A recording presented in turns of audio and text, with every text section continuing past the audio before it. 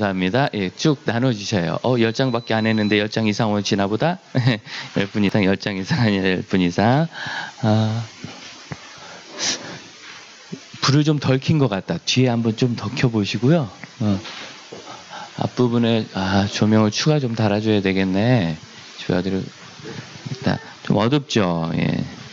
말씀 시트를 좀 나눠줍니다. 신속한 강의를 위해서 오늘 여러분 너무너무 좋은 날이라서 40분 이내로 끝나려고 애쓰겠습니다. 좋지요? 나는 제가 대학 다니면서 제일 신기한 게 그거였어요. 나 돈 냈는데 왜 휴강이 이렇게 좋을까? 그때는 휴강하면 보강이 없어요. 요즘에는 휴강하면 여지없이 보강해야 되더라고요. 그래서 교수님들이 기도 제목 중에 하나가 학기 중에 우리 어머니 돌아가시지 않게 하옵소서, 이것도 있더라고요. 네, 그걸 다 보강해야 된대요. 어머니 돌아가셨어도. 그리고 언제 보강해? 시간을 어디 만드는 것도 아니고 방학도 해야 되는데. 자, 그렇습니다. 이제 시작해 볼까요? 네, 감사합니다. 2017년 여러분 교회 재직으로 함께 섬기게 된 것을 감사합니다. 이 교회 재직이란 무엇을 말하느냐면 하나님께서 맡겨주신 일을 교회에서 같이 하는 사람들, 이렇게 이야기할 수 있어요. 같이 해볼까요? 하나님이 맡겨주신 일을 교회 공동체에서 함께하는 사람들. 예, 그게 바로 재직의 정의입니다. 그런데 해외 같은 경우에는 흔히 얘기하는 서리 집사 이런 것이 없어요. 왜냐하면 집사가 되려면 오랜 기간 하고 투표하고 이렇게 해서 뽑으니까. 한국 성도들은 안 그래. 하나님을 믿어도 진심으로 믿다 보니까 섬기기 시작하는 일정이 예수 믿고 빨라요. 새신자도 나도 뭔가 봉사하고 싶다고 그러고 기여하고 싶어하고, 그래서 일하는 사람들에게 직분을 줘서 빨리 일을 하게 하자, 그렇게 시작된 것이 한국의 서리 집사 제도입니다. 그런데 예전에 우리나라에 국무총리 서리 있을 때 국무총리 서리님 이렇게 안 부르잖아요. 표기는 총리 서리라고 해도 그냥 총리님 이렇게 부르죠. 대통령 서리도 있었잖아요. 우리는 심지어 무려. 그래도 그분 뭐 대통령이라고 하지 그렇게 뭐 서리님 이렇게 하지 않아요. 그 역할 다 해요. 마찬가지로 그래요. 그런데 어떤 분들은 이게 또 마음에 불편해. 집사면 집사지 서리는 뭐냐 이렇게. 그러면서 또 말은 나는 그런 직분에 연연하지 않는다. 연연하지 않으면 불편하지 않아야 되는데 불편하면 연연하게 되는 거고, 이 말이 좀 그렇죠. 여러분 연연하지 맙시다. 여러분 모두 중요한 하나님의 자녀시고 하나님께서 주신 귀한 직분을 나눠 맡은 분들입니다. 자, 그럼 우리가 교회에서 사역을 할 때 이 사역은 무엇이고 왜 이 사역을 하는지 거기에 대한 분명한 관점, 철학을 갖는 것이 중요해요. 그런데 이 사역에 대해서 제가 들어보니까 교수님들도 달라요. 교수님들마다 교회 사역은 이런 거다 저런 거다. 목사님들도 달라요. 목사님마다 목회 스타일에 대해서 따라서 사역은 이런 거다 저런 거다. 그러니까 이 사역에 대한 이해는 사람마다 다 다르다 할 수 있고, 그런 모든 분들의 생각의 깊이는 어디서 왔나 봤더니 바로 성경 말씀으로부터 왔더라고요. 그래서 우리는 사역이 무엇인지 성경을 통하여 배우는 것이 옳겠다 생각이 듭니다. 여러분 오늘 우리 하나님 말씀 속에서 사역은 무엇인지 함께 배우기를 원합니다. 먼저 여호수아 1장 8절 하나님 말씀을 찾아보십시오. 여호수아 1장 8절. 여호수아 1장 8절 여러분 종이에 적어드렸습니다. 좋지요? 예, 함께 읽겠습니다. 시작. 이 율법책을 내 입에서 떠나지 말게 하며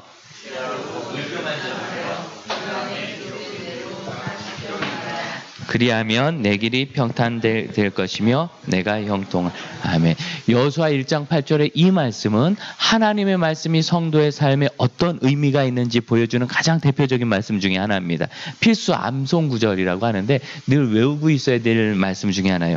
외워야 될 이 말씀의 내용은 뭐냐면 이 율법책, 곧 성경입니다. 성경을 입에서 떠나지 말게 하며 그것을 주야로 묵상한다. 사실 이거는 어의상으로는 같은 표현이 두 번 반복된 거예요. 묵상이라는 히브리어 단어 자체가 중얼중얼하다는 뜻이거든요. 내 입에서 떠나지 않게 하는 것이 그게 묵상하는 거예요. 왜 입에서 떠나지 않게 하느냐? 그 당시에는 기록된 종이 같은 게 없습니다. 3,000년 전, 4,000년 전에 그런 게 없어요. 소껍데기에다가 가죽에다가 적고 돌멩이에다 적고 토판에다 적고, 그리고 한 2,000년 전에는 이제 그 유명한 파피루스에 적고 그랬기 때문에 종이라는 그 개념 자체도 없고 그 기록 용품들이 굉장히 비쌌어요. 우리처럼 이렇게 성경 전서 가지고 다니는 건 상상도 못할 일이고, 그래서 그때 전해진 하나님의 말씀은 다 회당, 성전 이런 곳에만 보관돼 있고 나머진 구전, 입으로 랍비들이 가르쳐주는 대로 계속 말하는 것이 읽는 것이고 듣는 것이고 묵상하는 것이고 그랬어요. 말씀의 중요성을 이 구절은 굉장히 강조합니다. 성도들의 삶의 표준이 말씀인 거예요. 왜? 그 안에 기록된 대로 다 지켜 행하면 내 길이 평탄하게 될 것이다. 여러분 하나님의 뜻대로 행하면 평탄할 줄로 믿습니다. 목적지를 향하여 갈 때 내 마음에 갈등이 많은 이유는 하나님께서 인도하시는 것보다 내가 계산하고 끙끙거리는 게 많기 때문이에요. 하나님께서 주시는 것을 순적하게 받아들이면 그것이 갈등이 되지 않는데 내 생각은 이래서는 안 될 것 같은데 이건 아닌 것 같은데 이렇게 하면서 끙끙거리니까 계속 갈등이 많아요. 평안이 없는 거죠. 형통이 없는 거예요. 계속 꼬여서 어렵게 가요. 가기는 가는데 어렵게 갑니다. 여러분 쉽게 가는 형제자매들 되시길 바랍니다. 하나님 주시는 목적. 어떻게? 하나님의 말씀대로 살 때. 자, 우리 교단의 성도들의 삶을 보여준 것 중에 신도개요서, 우리 교단 헌법 이런 게 있어요. 이제 헌법 안에는 교회 여러 가지 법들을 이런 규정들을 정해놓고 있고 성도는 이런 삶을 살아라 하는 것이 있어요. 그 중에 하나가 뭐가 있느냐면 하나님의 말씀은 정확하고 오류가 없으며 성도의 모든 삶에 있어서 오류가 없는 유일한 표준이다. 이렇게 돼. 이런 표준이라는 게 뭐예요? KS 규격. 표준대로 만들면 어떤 기준이 있겠다 생각하잖아요. 예, 표준대로 이 볼트 너트 사이즈가 몇이다 그럼 어떤 구멍에 들어가겠다, 어디 안 맞겠다. 이게 표준이잖아요.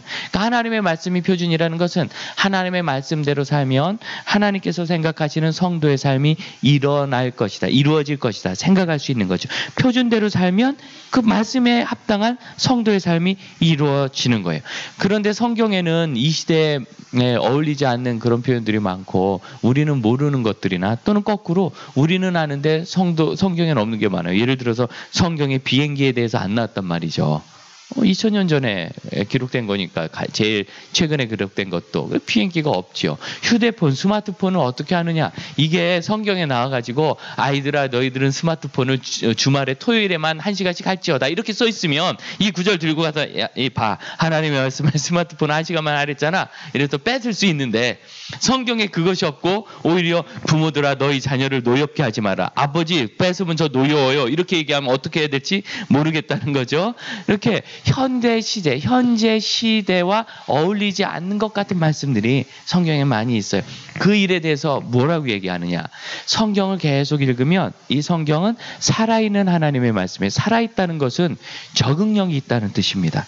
이런 경우에는 이렇게 하고 저런 경우에는 저렇게 하고 로봇은 입력된 수치대로 하지만 사람은 그렇지 않다는 거예요. 아무리 AI가 발달해도 사람이 생각할 수 있는 것을 따라오지 못하는 창의적인 부분들이 있다는 거죠. 로봇가 따라오지 못하는. 이게 살아있는 것이고 적응력입니다. 하나님의 말씀은 성령의 감동이 있어서 이 성경 말씀을 계속 읽으면 그 성경을 기록한 그 기록자들을 통하여 역사하신 성령의 영감이 우리에게도 비춰져요. 그것을 영감이 비춘다 그래서 조명이라 합니다. 그것이 조명되기 때문에 그래서 그 결과물이 하나님의 말씀에 순종하는 사람은 결국 하나님의 뜻에 합당한 결과물이 되고 말씀을 읽고 계속 묵상하면 거기에 합당한 원리가 우리 안에서 살아나는 거예요. 자, 주부들이 음식 만듭니다. 음식 만들 때 뭐 김치찌개, 된장찌개, 콩나물국 있지요.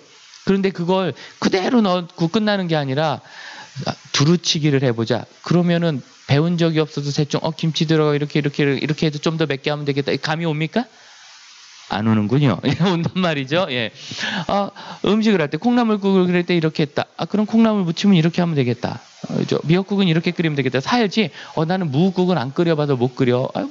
그냥 그 무하고 고기를 좀 넣어. 생선 넣으면 안 돼. 그럼 비려서 안 될 걸. 고기를 보통 넣지.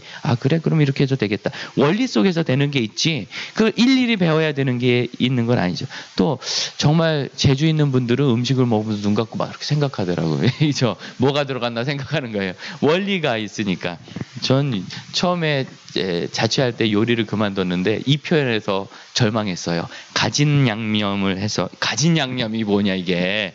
여러분 아시죠? 가진 양념. 우리는 모르지만, 남자들은 모르지만 이게 원리를 알면 요리가 적용이 되는 거죠. 음악가들이 음악에 대해서 이야기할 때도 모든 음악을 다 알아서 하는 게 아니라 기본적인 음악의 개념 안에서 창의적으로 적어내기 시작하잖아요. 그런 화음 개념, 음계 개념 이 속에서 창의적으로 적어내는, 이렇게 해라 저렇게 해라 적어 있는 대로 하는 게 아니라는 거죠. 오늘 성도들에게 좀 문제가 있다면 이 모든 것을 다 목사가 다 설명해서 해석해서 결론을 해주면 좋겠는 거예요. 그래서 목사님 스마트폰을 어떻게 하는 거예요? 이런 거. 이렇게 단순한 생각을 하려고 해요, 자꾸. 그래서 그 결론만 배우려고 해요. 근데 그러다 보면 그 원리를 모르기 때문에 이상한 교리가 들어오면 대응력이 없어요. 한국교회에서 가장 좋은 변화 중에 하나는 성경을 성도들이 직접 읽고 연구하게 하려고 하는 그런 노력이었어요. 흔히 제자훈련이라고 대도 되고 개인적인 성경 공부, 그런 게 바로 그런 원리들인데, 예전에는 그냥 목사들이 당연교회에서 교리만 가르쳤어요. 교리만 가르치다 보니까 이단들이 와서 다른 소리 하면 그게 뭐가 달렸는지 잘 차이로. 이래라 저래라. 여긴 이건데 저건. 근데 성경을 보고 읽을 줄 알면 이단들도 다 성경 들고 와서 얘기하거든요. 그 앞뒤를 읽어보면 전혀 그것과 상관없는 문맥이란 말이죠. 예, 그걸 성경을 알면은 이해하게 되는 거예요. 뭐 위에 계신 자유자니 뭐 우리 어머니 예루살렘 뭐 그래서 어머니 하나님이다. 그것과 전혀 상관없는 얘기예요. 그건 율법주의에 빠지지 않고 복음으로 살라는 그런 이야기거든요. 그런 말에 넘어가는 거예요. 원리가 살아나야 됩니다. 어떤 교리도 삶을 일일이 규정하지 못합니다. 하지만 어떤 원리가 되어 있는지 성경 말씀을 통하여 배우면 분명하게 그런 모든 일들을 잘 해결할 수 있어요. 제가 그림을 좀 잘 보고 싶어서 이전에 섬기던 교회가 미술관이 있었거든요. 교회 권사님이 미술관장인데 교수셨어요. 권사님 어떻게 하면 미술을 잘 볼 수 있습니까? 그래서 쟤를 데리고 가더니 뭐 눈을 크게 떠라 작게 떠라 가까이서 봐라 멀리서 봐라 그래. 그게 다예요. 5분도 안 걸렸어요. 이게 답니까? 근데 이분이 이렇게 보더니 뭐라고 하시느냐면, 목사님 앞으로 3년간 좋은 그림만 보고 나쁜 그림은 보지 마세요. 흔히 명작이라고 하는 거, 대가들이 그렸다고 하는 거, 미술관에서 제대로 전시하는 좋은 그림만 계속 보시면 나중에 다른 그림을 봤을 때 이 그림이 좋은지 나쁜지 감이 온다는 거예요. 좋은 그림만 보면. 이해가 되십니까? 제가 극동방송 10몇 년 하면서 참 아쉬운 게 있어요. 귀를 베렸어요. 거기에 헤드폰은 싸구려인데 앰프가 좋잖아요. 그러니까 출력이 좋고 해상도가 좋으니까 헤드폰이 좀 싸구려도 잘 나와요. 그래서 일반 앰프나 이런 걸 들으면 못 듣겠어요. 소리가 뭉개지는 게 들려가지고 해상도가 떨어지니까. 그래 너무너무 답답하고 만족이 안 돼. 여러분 이게 귀 베린다고 오디오 하시는 분이 얘기하는 건데 굉장히 불행한 일입니다. 그래. 그런데 좋은 것을 계속 보고 듣다 보면 좋지 않은 게 무엇인지 알 수 있게 돼. 하나님의 말씀을 계속 읽고 따르다 보면 무엇이 하나님의 뜻인지 알게 되는 거죠. 하나님께서 나를 이끄시는 걸 경험하게 됩니다. 어떤 적용을 찾아가는 그런 좋은 방법. 예전에는 교리, 성경을 읽고 이 답은 이거다 이것만 가르쳤는데 지금 그렇지 않고 성경을 읽고 그걸 내가 스스로 이해해서 내 삶에 적용하게 되는 방법, 이걸 귀납법적 방법이라고 하거든요. 귀납법적 방식의 성경을 공부하는 것, 이것도 다 똑같습니다. 자, 그러면 우리가 재직이 되어서 교회를 섬기게 된다면 하나님의 원리, 말씀 안에서 우리가 왜 이 사역을 해야 되는지를 발견해야 되는 거예요. 이것도 동일합니다. 장지교회 모든 재직은 내가 사역하는 이유를 저 사람이 나를 좋아하나? 여기서 따지면 안 돼요. 이 일을 했더니 저 아이가 내가 교사하는데 좋아하나? 여러분 우리 여기 교사들 교사하는 걸 좋아하는 경우가 있고 안 좋아하는 경우가 있죠. 어때요? 아이가 어리면 내가 교사하는 걸 좋아합니다. 유치부 우리 동민이하고 하면은 선생님들 동민 다 좋아한단 말이에요. 그러나 사춘기 그러면 난 저 선생님 싫어 이런다는 거죠. 아이들에 따라서 교사의 그 안정성이 막 바뀌는 거예요. 그것이 아니라 성경이 나에게 이 주신 사명인가? 이 일을 하려고 하나? 우리가 말씀 안에서 이해해야 흔들리지 않는 단단한 것이 됩니다. 그래서 말씀 안에서 우리가 왜 이 사역을 하는지 배워가려고 합니다. 자, 장지교회의 사역 철학은 크게 두 가지가 있습니다. 하나는 하나님께서 주신 명령, 그 명령을 순종하는 것이고 그 명령을 순종하는 것 안에서 하나님 맡기신 사역과 그 사역을 통하여 인격적인 성숙을 이뤄내는 거예요. 그 일을 좀 살펴보려고 합니다. 먼저 여러분 요한복음 19장 30절을 한번 읽어보시겠어요? 시작. 예수께서 신 포도주를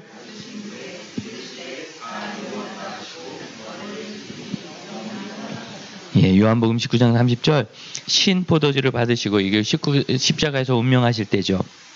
예수님의 나이는 33세 전후였어요. 30년은 집에서 부모님이랑 사셨어요. 사생애라고 하고 3년 반 정도 사역을 하면서 사셨어요. 이걸 공생애라 합니다. 그러니까 예수님은 집에서 부모님과 사시면서 성장하신 게 30년, 사역은 3년 반. 3년 반 사역하고 십자가에서 돌아가실 때 다 이루었다라고 하시죠. 다 이루었다. 예수님이 뭘 다 했어요? 예수님이 장지교회 와보셨어요? 해외여행 다 했어요? 예수님이 친구 다 만났어요? 교회를 많이 세웠어요? 예수님이 신학교를 크게 만들었어요? 예수님이 선교지에 다 갔어요? 뭘 다 했다는 거예요. 근데 예수님은 다 이루었대요. 이 말씀이 여러 사람들에게 다양한 영감을 줬어요. 그런데 사역 안에서 우리가 이해할 때는 예수님께서는 하나님께서 예수님께서께 맡기신 일, 그 중요한 사명을 다 이루었다. 곧 이것은 구원에 대한 얘기거든요. 예수님은 이 세상에 왜 오셨냐?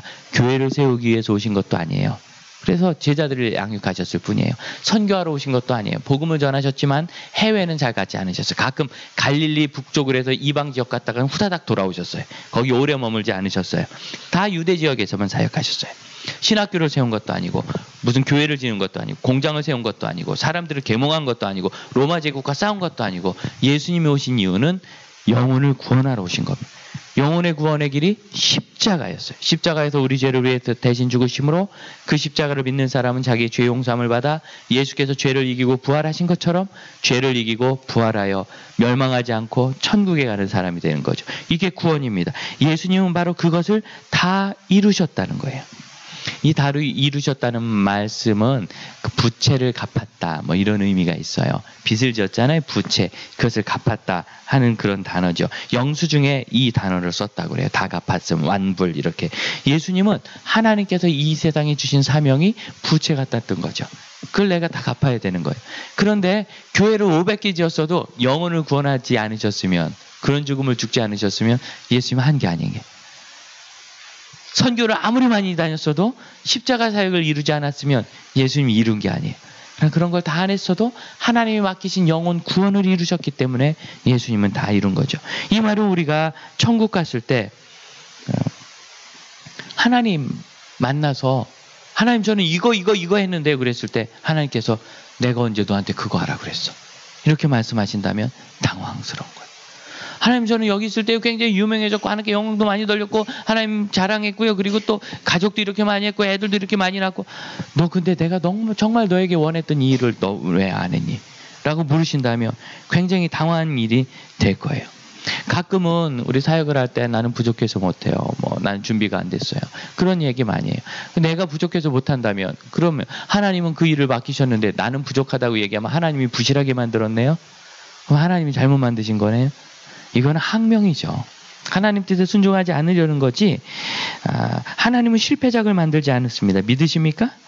우리가 보기에는 부족한 것이 있을지 모르지만 하나님이 부족하신 게 아니라 내가 하나님께 전적으로 의지하지 않기 때문에 하나님 지혜와 은사를 주셨고 우리는 하나님께서 주신 그 능력으로 내가 원하는 일을 하다가 천국 가면 안 되고 하나님께서 맡기신 일을 하고 가야 하나님 제가 하나님 맡기신 일을 다 했습니다. 할 수 있는 거예요. 우리가 주님 앞에 섰을 때 우리도 예수님처럼 하나님이 맡기신 일만큼은 다 했습니다. 할 수 있어야 돼요. 빌립보서 3장 12절 같이 읽어봅니다. 시작. 내가 이미 얻었다함도 아니요 온전히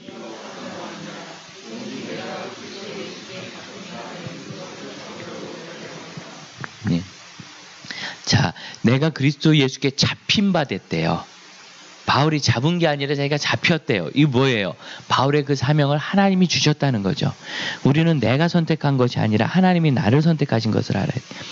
선교사, 목회자가 돼서 어떤 일을 하라는 게 아니라 능력의 차이와 사역하는 곳, 그런 장소를 떠나서 공통적인 일, 하나님이 나에게 맡기신 일, 뭐 집사, 장로, 장애우든 청년이든 주부든 학생이든 하나님이 나에게 맡기신 그 일, 내가 잡힌 그 일을 잡으려고 이 세상 떠날 때까지 그 일을 이루어야 해요. 그래서 이 세상 살아있으면 아직 나에게 달려갈 그 일이 남은 거예요. 다 이루었다 하지 않고 아직도 잡으려고 달려간대요. 평생 해야 돼요. 이것이 하나님이 우리에게 주신 사명입니다. 성경의 사명은 두 가지를 이야기하고 있습니다. 첫째는 사랑의 계명입니다. 사랑의 계명, 요한복음 읽어봅니다. 13장 34절 시작. 새 계명을 서로 사랑하라. 자, 계명은 지켜야 되는 거지요. 예수님은 십자가에서 죽으심으로 구약 율법의 계명을 다 이루셨어요. 그러면 이제는 우리는 이룰 계명이 없네요. 예수님 또 다른 사랑의 계명을 주셨어요. 그것은 우리가 서로 사랑하라는 거예요. 그게 바로 새 계명입니다. 율법이 없어지지 않았어요. 오히려 사랑하라는 것으로 완성이 됐어요. 그럼 사랑처럼 어려운 게 없어요. 우리는 사랑은 그냥 하면 되는 줄 아는데 정말 시끄러운 교회들이 왜 시끄러워요? 하나님 사랑해서 시끄러운 거예요. 하나님 사랑해서 제가 아는 교회가 참 오랫동안 평안했던 교회인데 어찌어찌 하다가 담임 목사님이 사역을 선교지로 옮기시게 돼서 새로 담임 목사를 모셔야 됐어요. 근데 새로 담임 목사님을 모시는데 장로님들이 의견이 충돌이 나가지고 당회를 하면서 40분이 넘게 막 소리를 지르면서 다투다가 결국 상을 들어 엎었대요. 화가 나서. 그 이야기를 듣고 그 선교사님 목사님이 너무 놀래가지고 눈물을 흘리면서 기도하고 자초지종을 알아봤어요. 그러면서 이렇게 저한테 설명했어요. 홍 목사님 왜 그런 일이 있었느냐면 우리 장로님들이 하나님을 사랑하고 교회를 너무 사랑해서 서로 꼭 저분을 모셔야 될 것 같고 한 팀은 저분은 안 될 것 같고 이분이어야 될 것 같은 거예요. 이 팀은 저분이어야 되고 이 팀은 이분이어야 되니까 왜? 하나님을 너무 사랑해서. 그럼 사랑하면은 상을 엎으면 안 되는 거예요. 서로 그렇게 막말하고 다투면 안 되는 거예요. 여러분 사랑하는 게 쉬운지 알지만 어렵습니다. 동민이를 사랑하는 게 하고자 하는 대로 다 내주는 건지 아니면 막아줘야 되는 건지 우리는 매 순간 여기에서 갈등을 느껴요. 우리는 사랑하는 거 잘못. 예수님을 자기 뜻대로 사랑해서 다툼에 빠지고 무너진 공동체가 참 많아요. 여러분도 이전에 뭐 어느 교회에서 상처받았어요. 다 사랑하다가 그렇게 된 거잖아요. 내가 해석한 사랑으로 섬기는 것은 옳지 않을 때가 많아요. 내 나름대로 사랑하면 문제가 많습니다. 내 마음대로 재단하고 해석하고 적용할 그런 사랑은 바른 사랑이 아닙니다. 사랑은 하나님의 계명입니다. 하나님께서 시킨 겁니다. 그럼 여러분 우리 불행하고 힘들으라고 시켰을까요? 행복하라고 시키셨을까요? 아니 애한테 너 공부해라. 공부하느라고 힘들어 죽어라. 이렇게 시켜요? 너 열심히 성실해라. 아침에 일찍 일어나라. 일찍 일어나서 수면 부족으로 죽어라. 이래서 시켜요? 불행하기를 원한다. 이래서 시켜요? 일찍 자라. 엄마 아빠만 맛있는 거 먹을 거다. 뭐 이래서 시켜요?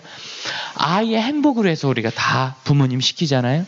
하나님께서도 우리에게 뭔가를 시키시는 것은 우리를 사랑하셔서 우리가 행복하라고 시키시는 겁니다. 믿으십니까? 네.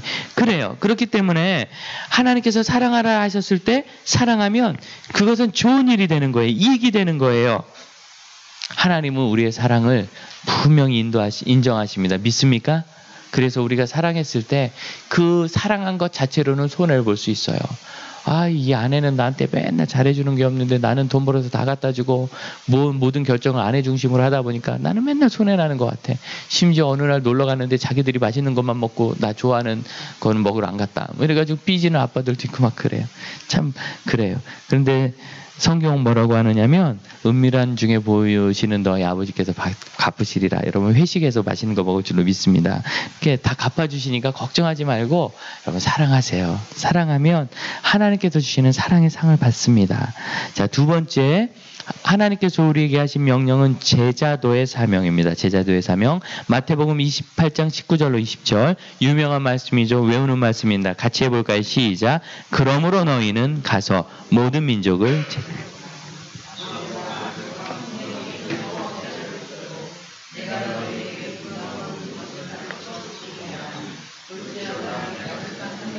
너희와 항상 함께 있으리라. 아멘. 자, 모든 민족을 제자로 삼아라 했어요. 제자로 삼아 무엇을 하느냐? 아버지와 아들과 성령의 이름으로 삼위 하나님의 이름으로 세례를 주고 그래 목사님이 세례를 베풀 때 성부와 성자와 성령의 이름으로 세례를 주라 이렇게 하는 거예요. 이것은 누구에게 베푸냐? 구원받은 사람에게 베풀어요. 이 이야기는 복음을 전해서 영혼을 구원하라는 것을 말합니다. 자, 제자를 삼는다는 것은 복음을 전해서 영혼을 구원하고 내가 너에게 분부한 모든 것을 가르쳐 지키게 하라. 예수님께서 말씀하신 것, 곧 하나님의 말씀, 성경 말씀을 다 가르쳐서 그것을 지키도록 하라. 그러면 세상 끝날까지 함께 하시겠다고 약속하고 계세요. 하나님께서는 우리가 하나님이 주신 구원을 다른 사람에게 나누고 전하면 하나님께서 기뻐하시고 우리를 인도해 주십니다. 그리고 그것을 끝까지 감당할 수 있도록 힘을 주십니다. 하나님은 사도 바울과 함께 하셨어요. 왜? 사도 바울이 복음을 전할 때. 그런데 그렇다고 해서 사도 바울이 늘 이렇게 편안한 길만 간 건 아니에요. 많이 굶주렸고 배고팠고 매맞았고 감옥에 갇혔고 아팠고 돌 맞아 죽은 적도 있어요. 그런데 하나님이 살려주셔서 살아났어요. 대단한 경험들을 하면서 고생을 했어요. 그렇게 고생한 사도 바울, 여러분 그 사도 바울도 하나님이 함께 하셨어요. 예수님이 함께 하셨어요. 예수님이 함께 하신다고 모든 것이 내 뜻대로 펑펑 잘 되는 건 아닙니다. 그러므로 사역자들은 사역을 하다가 어려운 일을 만나거나 불행한 일을 만나면 이게 하나님의 뜻이 아닌가 보다. 교회에서 교사를 시작했더니 갑자기 애가 틱이 오고 오줌을 싸기 시작해. 이게 교사하는 게 하나님의 뜻이 아닌가 보다. 그럼 그러면 안 되는 거예요. 늘 좋은 일만 생기는 게 아니에요. 따라합시다. 제자도에는 대가가 있다. 우리가 예수님께서 부르신 제자를 삼으라 하는 말씀을 따르는 제자가 되는 제자도, 이 제자도에는 대가가 있어요. 주님의 말씀을 내가 먼저 따라야 다른 사람도 그 말씀을 따르도록 할 거 아니에요. 대가가 있어요. 그러나 여러분 그 모든 것을 하나님이 알고 갚으십니다. 그렇게 고생한 사도 바울이 나중에 디모데라는 믿음의 아들에게 뭐라고 해요? 너도 나처럼 이 일을 계속하라. 사도 바울이 불행했으면 그렇게 얘기하잖아요. 너는 내 믿음의 아들이다. 내가 해보니까 이거 사람이 못할 짓이다. 너 하지 마라. 그러지 않았어요. 선교사님 자녀가 다시 선교사가 되는 일이 아주 높아요. 목사 자녀들이 또 목사를 해요. 여러분 이 일은 어렵지만 가치 있는 일입니다. 그래서 하는 거예요.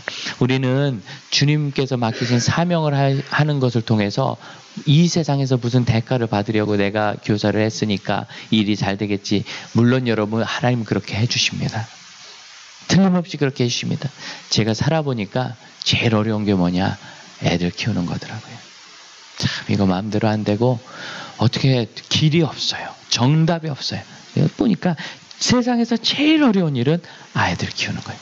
그 유명한 미국의 세들백교회 리고렌 목사님 다 자란 아들이 총으로 자살했잖아요.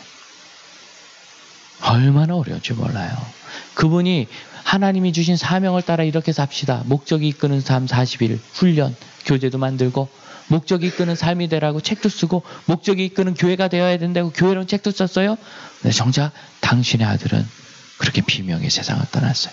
그분이 그 일 때문에 사역을 더 못할 지경에 일을 맡고 괴로웠지만 결국 극복하시고 또 사역합니다. 참 어려운 일이 있습니다.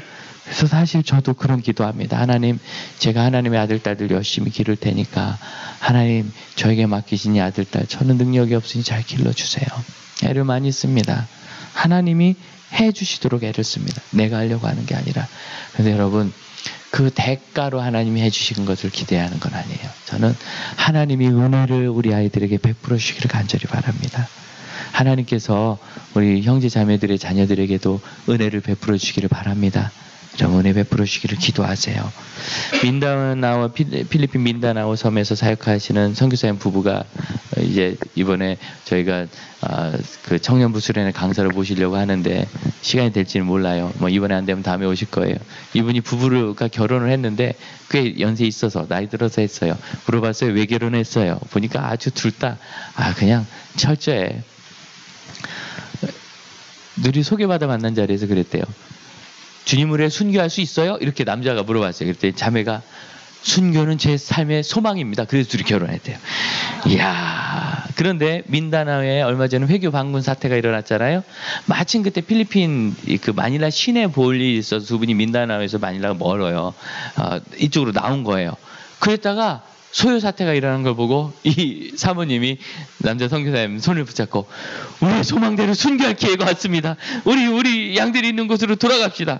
그래서 선교사님 남자 선교사님 그래도 공부를 해서 그건 아니란 걸 알아. 그러면 당신은 가시고 나는 남아서 아이들을 기르겠어. 이래가지고 결국 못 갔다 그래요. 근데 여러분 그건 옳은 길이 아닙니다. 일부러 죽으러 가는 소리가 아니에요. 거기 사명이 있으면 물론 가야 되지만 그건 아니에요. 여러분 하나님은 우리가 죽기를 원해서 그런 말씀하신 게 아닙니다. 살든지 죽든지 하나님이 존귀 여김을 받기를 원한다고 사도 바울은 이야기했어요. 일부러 고생하라는 길을 가라는 그런 뜻 아닙니다. 사명을 감당하면 하나님이 함께 하셔서 우리의 삶이 버림받지 않게 하십니다. 그리스도인은 누구나 제자도의 사명이 있고요. 복음을 나누고 가르치고 기뻐하고 그렇게 살아야 합니다. 늘 기뻐할 수 있어요. 왜? 하나님 주신 사명을 감당하니까. 이 사명을 같이 하는 것이 재직이에요. 근데 여러분 보세요. 내가 누구에게 하나님 말씀을 가르쳐? 우리 노영호 집사님 몇 학년 가르치시죠? 4학년 애들 저기 문현초등학교 가면 4학년 많아요. 거기 학교 가서 가르칠 수 있어요? 물론 청해주면 하겠지만 못하죠. 거기 가르친다고 해서 거기서 하나님 말씀 가르칠 수 있어요? 못해요. 요즘 학교 선생님이 수업 시간에 성경 말씀 가르쳤다가 큰일 날 겁니다. 그렇죠? 못하는 거예요. 사람이 더 많은 여기 장지역에 가면 제가 가서 난 목사니까 거기서 하나님 말씀 가르치면 들을까요? 사람들이? 불쌍해서 들을지 몰라도 웬만하면 어려울 거예요. 왜? 거기는 하나님께서 우리에게 주신 이 세상의 사역지는 맞지만 내가 거기에서 그 사역을 감당하기에는 그분들과 내가 이렇게 마음의 교감이 안 돼 있기 때문에 교회는 말씀 배우러 온 아이들이에요. 그렇죠? 4학년 애들이. 그러니까 여기 앉아서 선생님 빨리 끝내줘요 하고 몸을 비틀지언정 어쨌든 듣는단 말이죠. 그럼 제가 목사로 여기 있으니까 여러분에게 이 일을 가르치지 밖에 나가서 장지역에서 되겠어요? 교회 공동체는 하나님께서 우리에게 맡기신 제자도의 이 사명을 실천할 수 있는 플레이그라운드가 되는 거예요. 환경이 되는 거예요, 여기가. 그래서 우리는 누구나 교회에서 하나님의 말씀을 전하고 가르치는 여기서 사역자가 되고 서리집사가 되고 이러신 분들은 다 나보다 예수 처음 믿는 후배들이 있는 거예요. 처음 믿는 후배들. 그 아이들에게 예수 믿는 도가 어떤 건지 삶으로 보여주고 대화하면서 알려주고 그저 일만 잘하는 게 사역이 아니라 그 일들을 같이 해나갈 수 있도록 이 일을 함께하는 것이 재직입니다. 또한 사랑하는 거. 그럼 식구들 사랑하는 걸 누가 사랑이라 그래요? 당연한 거지. 그러나 교회에서 사랑하면 예수께서 말씀하신 사랑하라 하신 이 사명을 이루는 일이 되죠. 사랑할 수 있도록 주님 우리에게 교회를 주신 겁니다. 그래서 우리가 동역하는 이유는 하나님이 우리에게 맡기신 사명을 감당하기 위해서. 이 목사는 소망이 있어요. 대개 이제 그걸 담임 목사의 목회 철학, 사역 철학이라고 하는데 왜 목회라고 왜 사역을 하는가? 제 소망은 제가 섬기는 우리 성도님들이 이 세상 떠나서 천국문에 이르러서 예수님 품에 안길 때 예수님께서 사랑하는 아들아 딸아 너는 내가 이 세상에 보내면서 기대한 모든 것을 다 했구나. 잘했다. 내가 너에게 맡긴 걸 다 했구나. 그런 소리를 듣기를 원해요. 그런데 갔는데 나름대로 열심히 살았지만 그건 네가 좋아한 일이지 내가 너에게 맡긴 일 아니었다. 라는 소리를 듣지 않기를 원합니다. 이 세상에 온 사람들은 다 하나님 보내신 이유가 있습니다. 믿습니까? 우연히 태어난 사람 없고요. 예. 다 하나님 보내신 이유가 있기 때문에 그 이유를 이루자는 거예요. 그리고 그렇게 하는 것을 하나님이 맡기신 일을 마치는 사명이라면 두 번째 하나님께서 우리에게 기대하는 것이 있어요. 그건 바로 성숙입니다. 에베소서 4장 15절 한번 읽어볼까요? 시작. 오직 사랑 안에서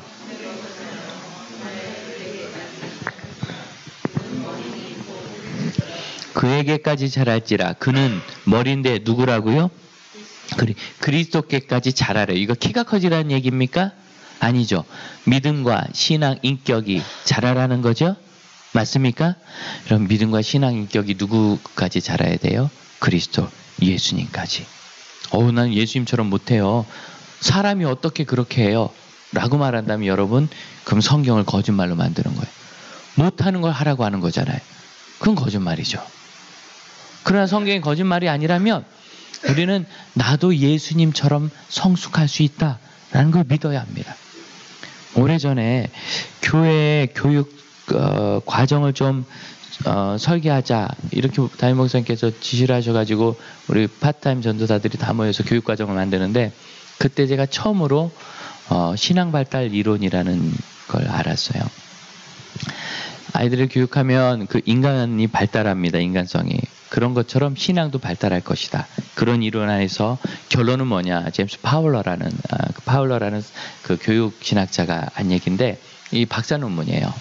검증이 된 거예요. 그러니까 조사를 통해서 어려서부터 50세가 될 때까지 지속적으로 신앙 안에서 교육을 받으면 40세에서 50세 사이에 성인이 될 수 있다. 거룩한 사람, 예수님 같은 사람, 사도 바울 같은 사람, 요한 같고 베드로 같은 사람 될 수 있다는 거예요. 다 잘할 수 있다. 제가 그 얘기를 듣고 충격받았어요. 왜?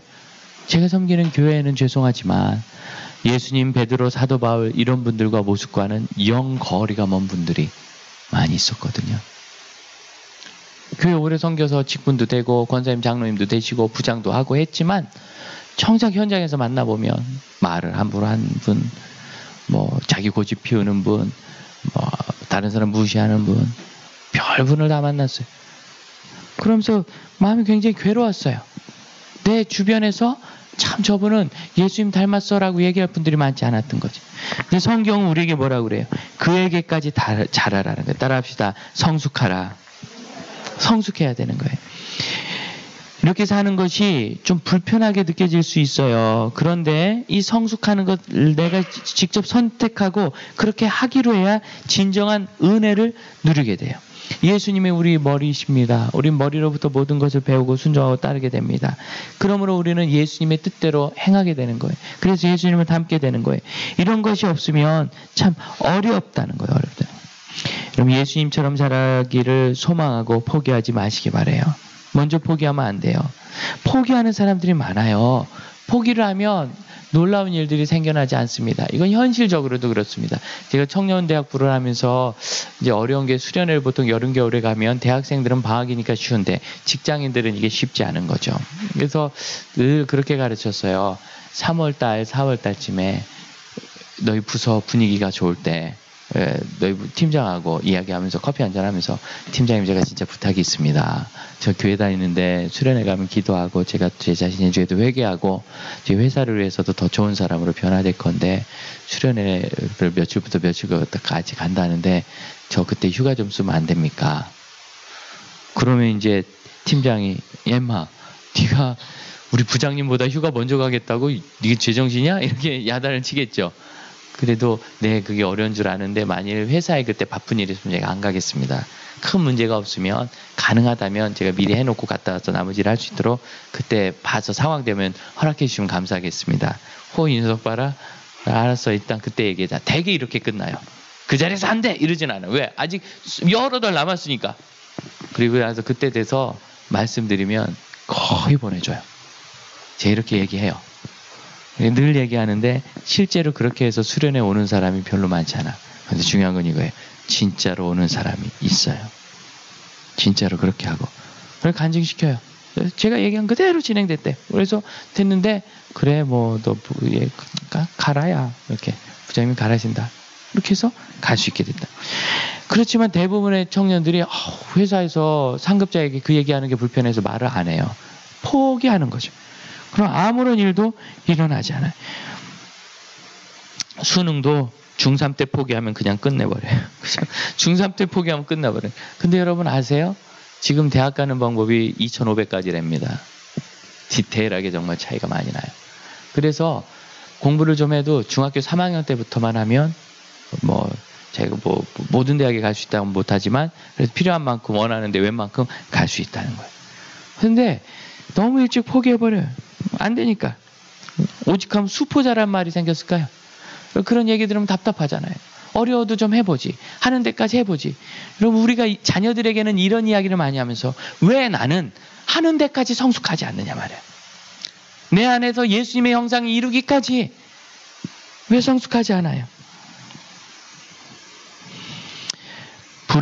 부담스러워한다고 권하지도 않고 나도 하지 않고. 그러면 에베소서 4장 15절 말씀을 우리가 믿고 이게 하나님 말씀이라면 우리는 우리 스스로 그리스도에게까지 자라날 것을 믿어야 됩니다. 믿습니까?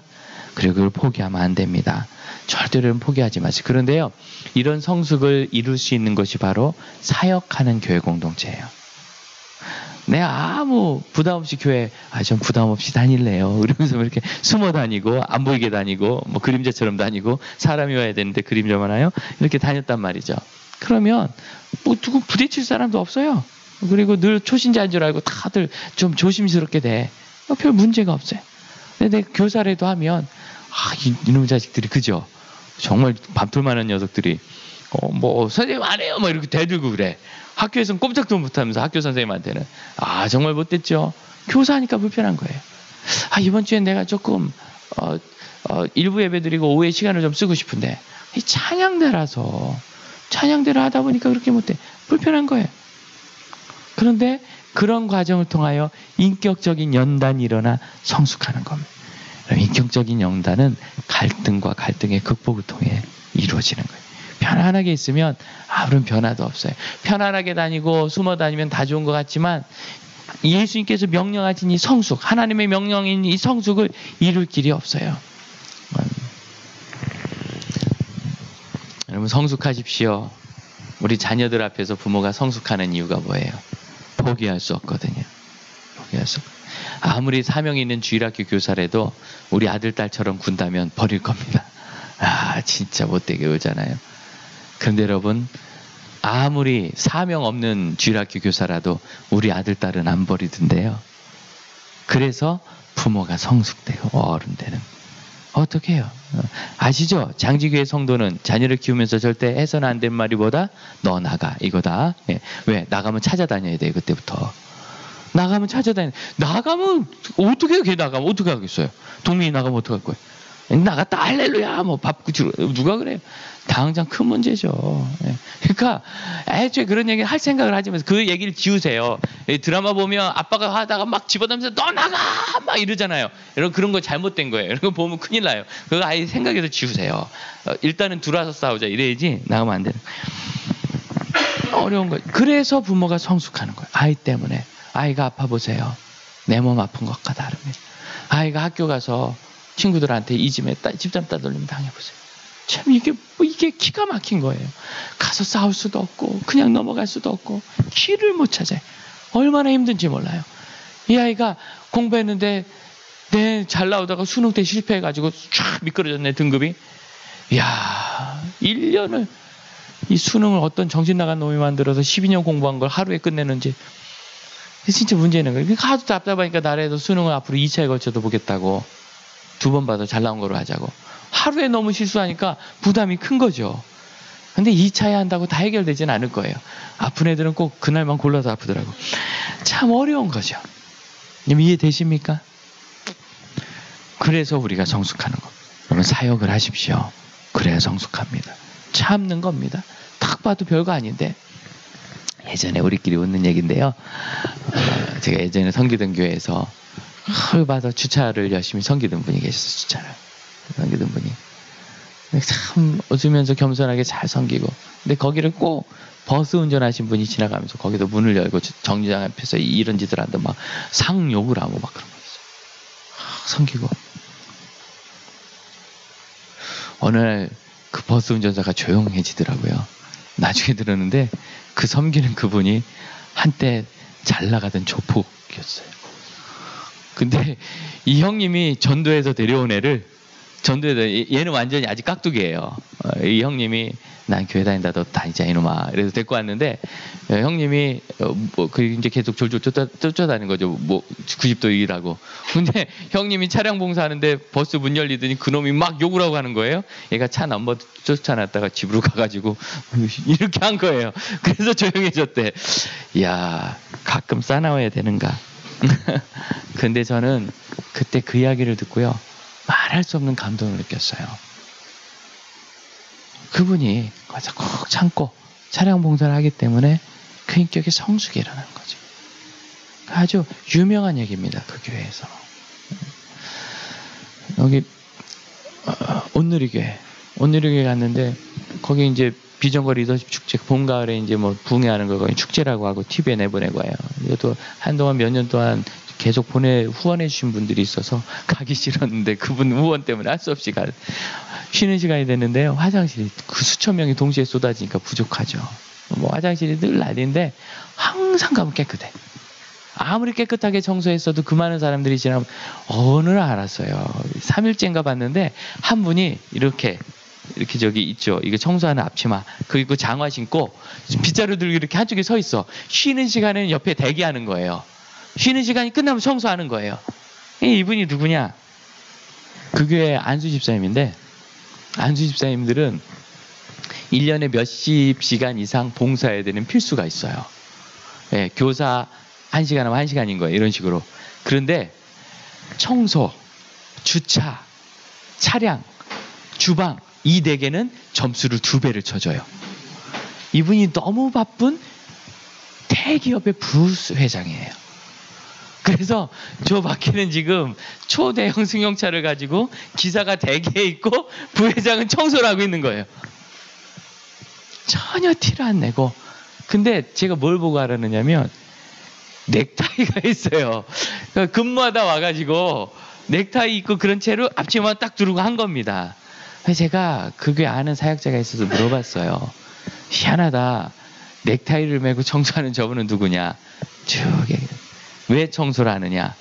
너무 바쁜데 봉사는 하는데 이건 2배로 쳐줘서 그걸 선택한 거예요. 그래서 그분이 성숙하는 거예요. 그럼 우리의 사역은 예수님 닮는 길이라는 걸 잊지 마십시오. 우리가 이 일을 통하여 아멘으로 순종하면 성숙하게. 두 번째로 갈라디아서 4장 19절입니다. 시작. 나의 자녀들아 너희 속에 해산하는 수고를 하노니. 자, 너희 속에 무엇을 이루기까지? 그리스도의 형상을 이루기. 앞에는 에베소서 4장 15절에는 너희가 그리스도께까지 자라라. 그거나 그리스도의 형상이 이루어지나 똑같은 말인데, 너희가 그것을 이룰 때까지 내가 해산하는 수고. 해산은 수고하죠. 10달 동안 애를 뱃속에 넣어가지고 9달쯤 되면 빨리 나왔으면 좋겠어. 숨쉬기도 힘들고 눕기도 힘들고 밥 먹기도 힘들어. 나오면 끝날 줄 알았더니 그때부터 본격적으로 이제 도로 들어가줬으면 좋겠어. 이게 해산하는 수고잖아요. 여러분, 이거를 바울이 하겠다는 거. 왜? 갈라디아 교회 성도들의 성숙을 위해서. 갈라디아 교회 성도들이 예수님의 형상을 이루기까지 바울은 이런 말할 수 없는 수고를 계속하겠다는 거예요. 그럼 성숙의 사명 속에서는 내가 먼저 성숙하고 다른 사람이 성숙하도록 돕는 게 들어있어요. 나만 혼자 예수 믿고 천국 가고 어른이 되는 게 아니라 내가 어떻게 본을 보면 저분이 성숙할까. 오늘도 우리 장로님들과 내년 사역 부서 배치를 하는데 참 어려운 부분들 우리 장로님들이 본을 보이셔야 되는 거. 가서 내가 섬기고 하는 걸. 그러면 본을 보여서 저렇게 하는 거구나. 섬김을 기분 좋으라고, 그분 좋으라고, 또는 내가 섬겼으니까 기분 좋다고, 이게 아니라 그분이 예수님처럼 되기를 바라는 소망 가운데 우리는 섬기는 겁니다. 따라합시다. 성숙하고 성숙하게 한다. 내가만 성숙하면 되는 게 아니라 성숙하도록 돕는 것까지. 그러므로 여러분, 우리 교회는 이걸 보셔야 돼요. 교회 사명은 사랑하고 제자를 삼으라는 것이고, 그 사역을 통하여 성숙하고 성숙하게 하라는 거예요. 이 일을 찬양대 하시는 분, 찬양대 안에서, 찬양대 안에 처음 교회 왔으니까 일단 찬양대부터 하세요, 뭐 이런 식으로 막 밀어넣는단 말이죠. 그럼 그 안에서 외로웠던 사람들이 한 30여 명, 오늘 세보니까 찬양대가, 호산나가, 헤세드가 30명, 그 다음에 시온이 28명, 이렇게 돼 있더라고요. 뭐 지휘자, 반주자 빼고 이렇게 돼 있어요. 그러니까 30여 명 되시는 분들이 서로 대화하고 교제하면서 서로 배워가는 거죠. 그런 가운데 하루라도 먼저 예수 믿고 하루라도 빨리 오신 분들은, 우리 노집사님, 벌써 이제 우리 교회는 중요한 분이잖아요. 아까 말씀드렸지만 운전하는 분은 2배라는 걸 꼭 말씀드리면서, 운전으로 봉사를, 우리 노집사님이 봉사하려고 일부러 대형 면허를 따셨어요. 귀한 일 아닙니까? 일부러. 그래서 봉사를 하시는데 그 과정을 통하여 이제는 누군가 이제 운행부에 또 다른 새 후배들이 온단 말이죠. 그분들과 대화하면서 그분이 하나님 말씀을 좀 배우도록, 말씀대로 하도록, 또 성숙하도록. 막 화가 나고 그럴 때, 여러분 차량 운전할 때 얼마나 웃기냐면, 그 시내버스 탈 때 우리 운전하시는 분한테 여러분 짜증내지 마세요. 근데 짜증내듯이 막 그 교회 차 타면서 왜 이렇게 늦게 왔느냐고 막 화를 내. 나 진짜 답답한 거예요. 그분도 봉사자인데, 왜 지난번엔 날 빼먹었느냐고. 자기가 잘못 썼겠지. 왜 빼먹어? 왜 빼먹어요? 그런데 그런 이야기를 들으면 막 화가 나는 거죠. 그래서 봉사하러 나섰다가 한 달 만에 그만둔 분들이 이렇게 계세요. 그럴 때, 야, 그분이 아직 예수님이 누군지 제대로 몰라서 그런 건데 너는 아니까 이 섬기는 거 아니냐? 잘 참고 오히려 겸손하게 대답하고, 그러면 어느 날 그분이 예수를 발견할 때 자기가 한 일이 얼마나 부끄러운지 알고 뭐 사과를 하든 안 하든 그도 다른 사람을 그렇게 섬길 거 아니에요. 이렇게 도와주는 거죠. 이게 바로 필요한 일이에요. 여러분, 우리가 만나서 찬양대 안에서 이야기하면서, 교사들이 모여서 얘기하면서 어디 부동산 값이 오르는가, 주식은 뭘 사야 오르는가, 밤낮 이런 얘기만 혹시 하지 않습니까? 신앙의 성숙을 어떻게 이룰지 이런 얘기를 같이 나눠야 되는 거예요. 계속 성숙하고 성숙하게 해야 일이 일어나고 아름다운 일이 일어납니다. 여러분, 마지막 하나님의 말씀을 같이 한번 읽어주시기 바랍니다. 시작.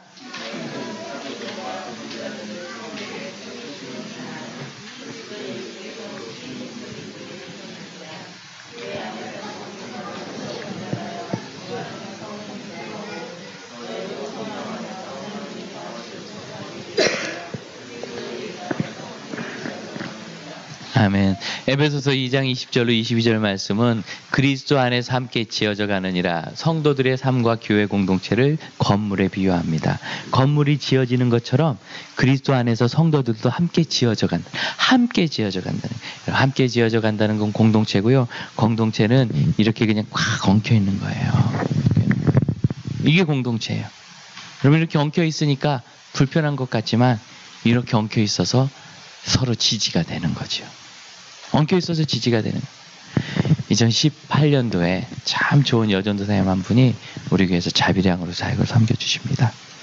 아주 좋은 총회장님도 하신 목사님이 계시던 교회에서 신앙생활하고 훈련 잘 받고 거기서 전도사님으로 풀타임으로 사역하시다가 이제 은퇴하시고 이제 나머지 내가 자비량으로 봉사하겠습니다 하고 오셨어요. 우리 필리핀 손태숙 선교사님 동생이세요. 이분이 원래는 작년에 이제 대화를 하고 올해 초에 오시지 않을까 이제 기대를 했는데 그냥 좀 더 자유롭게 사역하겠다고. 근데 갑자기 지난주에 연락이 와가지고 만났어요.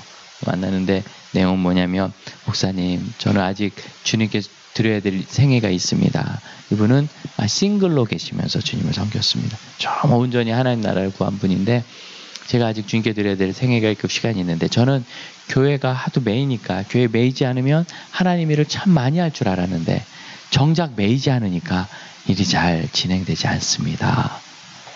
희한하죠? 지지가 되는 게 중요한 거예요.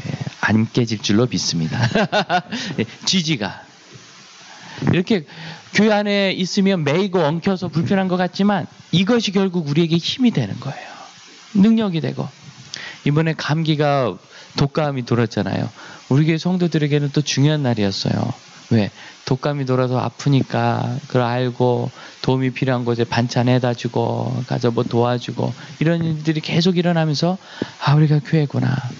또 51살 된 젊은 형제가 세상을 떠났잖아요. 근데 그 부부가 교회를 열심히 다니던 분들이 아니고 뭐 가다 뭐 애 때문에 잠깐 나오고 그러던 분들인데 저희가 그 소식을 듣자마자 가서 목사님이 대화하고 그분들이 원한 것이 아닌데 우리 교회에서 장례를 인도해 드리겠다고. 더구나 그날 중에 하루 주일이 껴가지고 교회에서 사역을 할 수 없는 날인데 그런데 교회가 목사님을 일부러 파송해서 그 모든 절차를 인도해 드렸어요. 그러면서 힘이 되는 거죠. 우리가 그분을 알아서 엉킨 것 같지만 이것이 결국 서로를 지지하는 힘이 되는 겁니다. 우리는 함께 지어져 가는 겁니다. 우리는 교회에서 사역한다는 게 교회를 유지하기 위해서 그러는 게 아니라 예수님께서 말씀하신 사랑하라는 계명, 제자 삼으라는 이 사명을 이루기 위해 성숙하고 성숙하라는 이 부르심을 이루기 위해서. 그래서 따라합시다. 사역의 부르심과 인격적 부르심. 이 두 가지를 다 이루기 위해서 우리가 교회에서. 저는 우리 동역자 여러분들이 제가 같이 사역하자고 초청하는 이유는 교회 일 뭐 좀 시키려고 하는 게 아닙니다. 그거는 여러분 아세요. 하나님의 교회는 누가 해도 합니다. 그리고 안 하면 안 하면 돼요.